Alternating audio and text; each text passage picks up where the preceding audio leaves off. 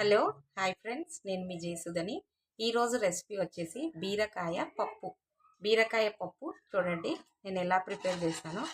Easy and simple, 5 మినిట్స్లో మనకైతే పప్పు అయితే రెడీ అయిపోతుంది. అన్నీ కట్ చేసి పెట్టుకుంటే మనకు 5 మినిట్స్లో అయితే పప్పు అయితే రెడీ అవుతుంది. ఓకేనా? సో ఇప్పుడు మనము ఈ ప్రాసెస్ అయితే మనము స్టార్ట్ చేద్దాం. ఇప్పుడు బీరకాయ పప్పుకు నేనైతే కుక్కర్ పెట్టి రెడీగా పెట్టుకున్నాను.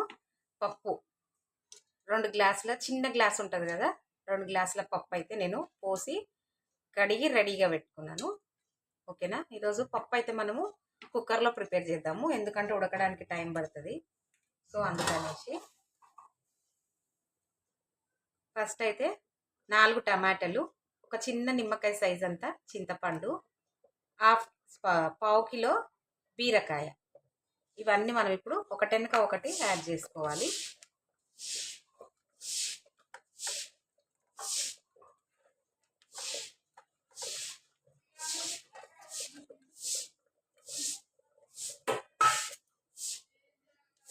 నెక్స్ట్ పసుపు,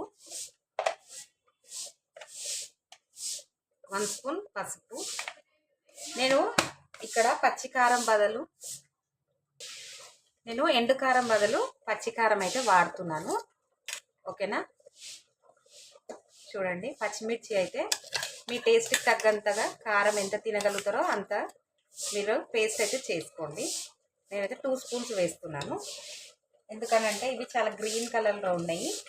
సో కారం ఎక్కువ ఉంటుంది, అందుకనేసి నేను కొంచెమే వేస్తున్నాను. ఇప్పుడు వేయవలసినవి అన్నీ వేసుకున్నాం కదా. సో ఇప్పుడు నేను ఒక గ్లాస్ పప్పుకి 2 గ్లాసుల వాటర్ కదా, సో నేనైతే ఇప్పుడు 3 గ్లాసెస్ వాటర్ అయితే యాడ్ చేస్తాను.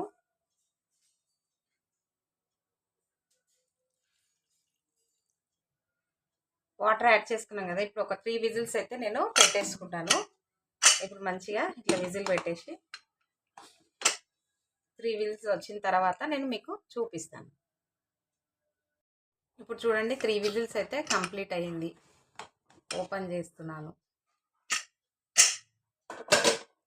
పప్పు అయితే ఈ విధంగా మంచిగా ఉడికిపోయింది చూడండి. ఇప్పుడు సాల్ట్ అయితే వేసుకోవాలి.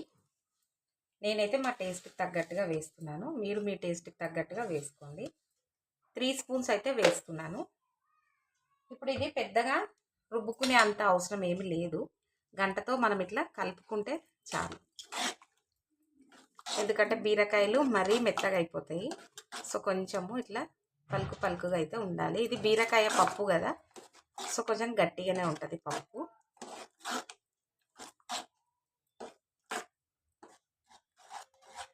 ఇట్లా కలుపుకుంటే చాలు, గంటతో కలుపుకుంటే చాలు. చూడండి, ఇట్లా పప్పు అయితే చాలు, ఇంత ఈ విధంగా ఉంటే చాలు. సో ఇప్పుడు నేను పోపు అయితే వేసుకుంటాను. ఇప్పుడు పోపు అయితే మీకు తెలుసు కదా, నేను వెల్లిపాయలు వేసినాను, ఆవాలు, జీలకర్ర, కరివేపాకు వేసి పోపు అయితే రెడీగా చేసుకున్నాను.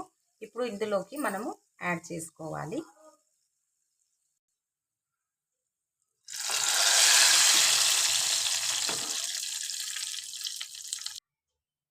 ఇప్పుడు చూసారు కదా, మంచిగా పోపు అయితే వేసుకున్నాము. సో మన పప్పు అయితే కంప్లీట్ అయింది. మీరు కూడా అందరూ ఈ రెసిపీ ట్రై చేయండి. ట్రై చేసి మీ ఫీడ్బ్యాక్ అనేది నాకు కామెంట్ సెక్షన్లో తెలియచేయండి. లైక్ చేయండి, షేర్ చేయండి, సబ్స్క్రైబ్ చేయండి. Thank you for watching.